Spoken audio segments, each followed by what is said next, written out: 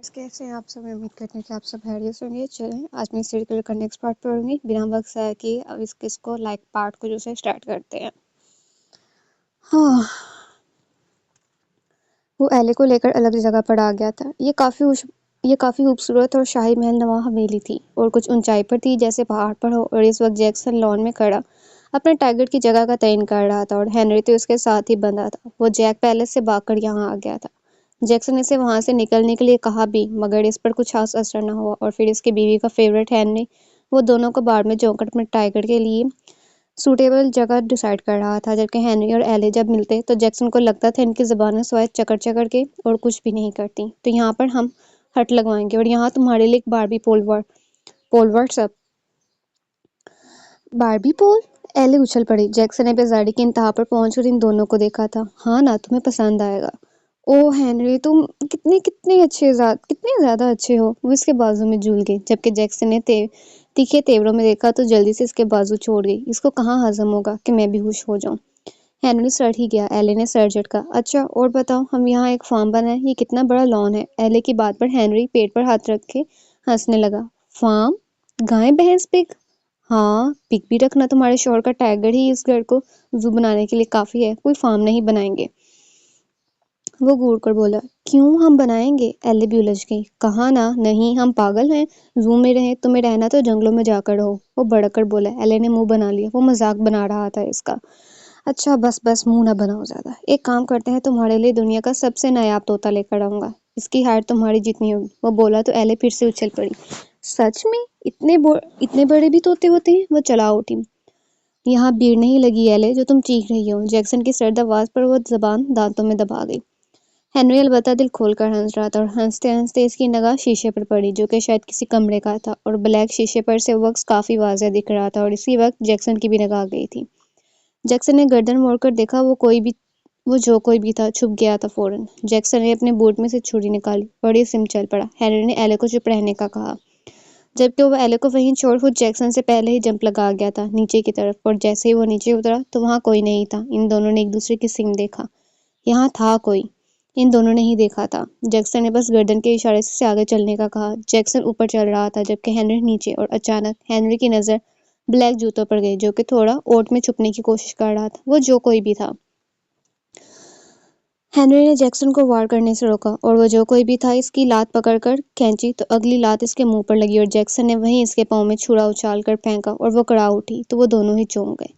Jackson का दिल किया हेनरी को लानत मनामत करे। वो एक लड़की से लात खाकर नाक से मुंह निकलवा चुका था। वो लड़की अलबत्ता काफी तेज थी। वो अपने पांव से छुरा निकालकर वहां से भागने की कोशिश करने लगी कि हेनरी ने अब इसकी टांगों में अपने पांव उड़ाकर इसे जमीन बूस किया और वहीं जैक्सन भी उतर गया और जैक्सन ने इसकी गर्दन में बाजू डाले इतनी शिद्दत से कि वहीं मार देगा।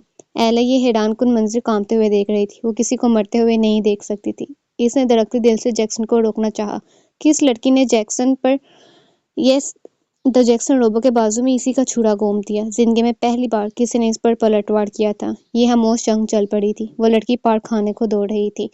जैसे जैक्सन एक लम्हे के लिए अपना हाथ छोड़ गया और इस लड़की का गुस्सा शायद मजीद बढ़ गया था। वह हेनरी के ऊपर से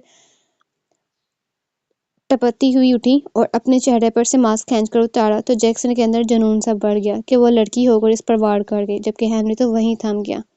you bullshit, I will kill you. वो लड़की बालों का झटके देकर जैक्सन की तरफ बंदूक ताने तंजिया मुस्कुराई थी और जैक्सन जो शायद कभी औरत से नहीं लड़ा था एले की चीख की परवाह किए बिना इस लड़की के हाथ पर अपनी लात मारी। इसके हाथ से बंदूक छड़ कर दूर गिरी और जैक्सन इसी स्पीड से अपने हाथ से छुरा निकालकर इसकी गर्दन जकड़कर इसी गर्दन पर रख दिया। मेरा मूड नहीं था आज मैं किसी को मारूं, मगर तुमने पलट कर वार करके अच्छा नहीं किया। I just kill you badly tomorrow. इसने झटके से इस लड़की को छोड़ा और गार्ड्स को बुलाया। एले की जानिब देखा जो इसे फक नजरों से देख रही थी और हेनरी को देखा जो इस लड़की को देख रहा था। What the hell! जैक्सन को गुस्सा चढ़ा। ये फ्लर्ट का वक्त था भला। वेट वेट वेट, कहीं नहीं लेकर जाना। हेनरी की आवाज पर वो गार्ड्स रुक गए। जैक्सन ने दांत पीसकर इसकी जानिब देखा जो कि इस लड़की पर यकीनन फिदा हो चुका था। हेनरी! वो गजबनाक हुआ। जैक्सन, ये एले थी। हेनरी इस लड़की की गुस्सैली नजरों में देखने लगा जिसे गार्ड्स पकड़े खड़े थे। कौन हो तुम? वो मुस्कुराहट रोककर सवाल कर रहा था। तुम्हारी मौत। वो भड़की। Oh really? इतनी क़यामत है इस मौत? वो उसके चेहरे पर अपनी उंगली फेरते हुए बोला जबकि वो लड़की अपनी गर्दन झटक गई। آپ کے بازو سے خون نکل رہا ہے۔ ایلے نے اس کا ہاتھ تھاما، جبکہ دوسری طرف جیکسن ہنری پر تاؤ کھا رہا تھا۔ ہنری، مجھے یہ لڑکی یہاں نہیں چاہیے، جیکسن انگلی اٹھا کر بولا۔ لیکن مجھے تو یہیں چاہیے۔ ہنری پلٹا۔ جیکسن ضبط سے اسے دیکھنے لگا، جبکہ وہ لڑکی ایک لمحے کے لیے چمکی تھی ہنری کی بات پر، اور اس کے بعد وہ مطمئن ہو گئی۔ جبکہ جیکسن ایلے کو ایک طرف کرتا ہنری کے سامنے آ گیا۔ کون ہے یہ؟ وہ بڑھ کر بولا۔ پتا نہیں، لیکن ہنری، میں اپنے گھر میں دشمنوں کو اکٹھا نہیں کروں گا۔ I want this girl، Henry بولا تو جیکسن نفی میں سر ہلانے لگا۔ اسے اس لڑکی سے کچھ خاص خطرہ نہیں تھا، لیکن وہ کسی کی بھیجی گئی ہو سکتی تھی، شاید آرتھر کی۔ لیکن ہنری کے آگے وہ خاموش ہو گیا، کیونکہ اس کے بھائی کو یقیناً ایک رات کے لیے وہ لڑکی چاہیے تھی، اور ایلے کو وہیں چھوڑ کر وہ اس کے پاس سے گزر گیا۔ ہنری نے اس لڑکی کے آگے فرسٹ ایڈ باکس کیا۔ جیکسن کا چھرا اس کے پاؤں پر پڑا گرا کٹ لگا چکا تھا۔ مجھے ضرورت نہیں ہے اس کی، فرسٹ ایڈ باکس کو دور دھکیلتے ہوئے بنائی۔ ہنری ہلکا سا مسکرایا۔ یہاں ایک ہی دماغ خراب ہے، اور وہ اس کمرے میں ہے۔ دیکھو، میری جانو بھی باہر بیٹھی ہے، صرف تمہاری وجہ سے۔ اب سیدھی طرح بتاؤ، کون ہو تم؟ اس نے کہتے ہوئے منہ لٹکائے بیٹھی ایلے کو دیکھا، اور پھر اس کی ٹانگ پکڑ کے اسے بینڈیج کرنے لگا۔ کہا نا تم سب کی موت ہو، وہ بڑکی۔ تمہارے باپ کو مار دیا کیا میرے بھائی نے، جو ایسے مچل رہی ہو؟ وانگ تو باتا بولا، جبکہ بیلا نے گھوڑ کر اس کی سیم دیکھا۔ میں تم لوگوں کی جان لینے ہی آئی ہوں، وہ ہنری کو دانت پیس کر دیکھتی بولی۔ خیر، یہ تو ممکن نہیں۔ اینی ویز، میرا نام ہنری ہے، وہ مسکرایا۔ وہ سفید چہرے والی لڑکی ہنری کے دل میں اتری تھی۔ معلوم نہیں، ایک رات کے لیے یہاں پھر، اور وہ ایلے ہے، اور ہم دونوں اس گھر کے معصوم اور شریف بچے ہیں۔ ہنری کی بات پر ایلے مسکرا دی۔ ہنری، جیکسن سے کہو نا دروازہ کھولے، منہ بھسوڑ کر بولی۔ بے وفا ظالم لڑکی، تمہیں آخر سے محبت ہو ہی گئی، میرے ہوتے ہوئے، مجھ جیسے ہینڈسم بندے کے ہوتے ہوئے تم اس کی یاد آ رہی ہے؟ وہ بولا تو بیلا نے بیزاریے سے ان دونوں کو دیکھا۔ لیکن یہ اچھا بھی تھا، وہ جو کام کرنے آئی تھی اس میں آسانی ہوگی، اسے آرتھر نے یہاں بھیجا تھا، اور یہ جو کچھ بھی ہوا اس کے پلان کا حصہ تھا۔ آرتھر نے اسے بڑی رقم دی تھی جیکسن کے پاس سے نیو یارک کے پیپرز نکلوانے کے لیے، اور اسے زندہ اس تک پہنچانے کے لیے۔ آرتھر کے نزدیک اگر وہ کسی مرد کو بھیجتا تو وہ زیادہ جلدی پکڑا جاتا بنسبت عورت کے، تبھی اتنی خوبصورت لڑکی کا انتخاب کیا تھا تاکہ اس کا ایلے سے دماغ پلٹ ہو۔ بیلا اپنے ٹارگٹ پر تھی۔ وہ دونوں بول رہے تھے، لیکن بیلا کی نگاہ اس بند دروازے پر تھی۔ جیکسن نے سگریٹ ایش ٹرے میں بجائی، اور کمرے کا دروازہ جیسے ہی کھولا تو وہ دونوں شاید مووی دیکھتے دیکھتے سو گئے تھے۔ ایلے ہنری کے سینے سے لیٹی ہوئی تھی، شاید وہ جیکسن کو تصور کر رہی تھی، لیکن ان دونوں کے نزدیک آیا جیکسن، اور ایک نسوانی آواز پر پلٹ کر دیکھنے لگا۔ شاید یہ آپ کی وائف ہے، اور لیٹی یہ کسی اور کے سینے سے؟ وہ بولی تو جیکسن نے مڑ کر اسے دیکھا۔ صورت کنتھاڑی لب اور سیاہ چست لباس میں وہ لاپرواہ تھی تقریباً۔ جیکسن نے ایلے کی جانب دیکھا اور ہاتھ بڑھا کر اسے اٹھا لیا۔ ایلے نے آنکھیں کھولی، جیکسن کو دیکھا اور اس کے چہرے کو دونوں ہاتھوں سے تھام کر اس کے گال پر پیار کیا، اور اس کی گردن میں بازو حائل کیے وہ پھر سے سو گئی۔ جیکسن نے بیلا کی صورت ضرور دیکھی، لیکن جواب کوئی نہیں دیا، اور وہ دوبارہ وہاں سے چلا گیا۔ اسے دنیا میں اگر کسی بات سے چیڑ تھی، وہ اپنے ہی گھر میں بلا وجہ آبادی کو اکٹھا کرنے پر تھی، اور یہ لڑکی اس وقت اسے برداشت نہیں ہو رہی تھی۔ وہ تو چلا گیا تھا۔ بیلا نے ہنری کی جانب دیکھا اور سر جھٹک گئی۔ عجیب انسان تھا ذرا، جو اس کے چہرے کی جانب دیکھ رہا ہو۔ وہ سر جھٹک کر ہنری کے پاس سے چپس اٹھا کر کھا کر اسے اپنی کمر میں باندھے گن ہولڈر سے گن نکالی، اور پاؤں جلاتی وہ بیٹھ گئی، جبکہ اچانک اس کی نگاہ ہنری پر گئی۔ وہ جاگ رہا تھا، اور بے ساختہ ڈر گئی۔ چپس اڑ کر بیلا پر مکمل پھیل گیا۔ میرا قاتل میرا ہی چپس کھا رہا ہے، ہاؤ رومانٹک۔ مافیا فیملی سے تم بالکل نہیں لگ رہے۔ بیلا اس سے دور ہو گئی۔ ہاں، میں ذرا ڈیفرنٹ ہوں، اور راتوں میں کچھ زیادہ ہو جاتا ہوں۔ ویسے تم نے بتایا نہیں تم کون ہو؟ شاید وہ ہنری کو جتنا بے وقوف سمجھ رہی تھی وہ اتنا تھا نہیں۔ بتایا تو تھا، تمہاری موت۔ بیلا پھر بات پھیر گئی اور ہاتھ جوڑ کر اٹھی۔ ہنری خاموشی سے اسے دیکھنے لگا۔ میں نہیں چاہتا جیکسن تمہیں نقصان پہنچائے، اسے دور رہنا، ہنری آہستگی سے بولا، جبکہ بیلا مسکرائی اور وہاں سے چلی گئی، جبکہ ہنری کے دماغ میں گھنٹیاں بجنا شروع ہو گئی تھی۔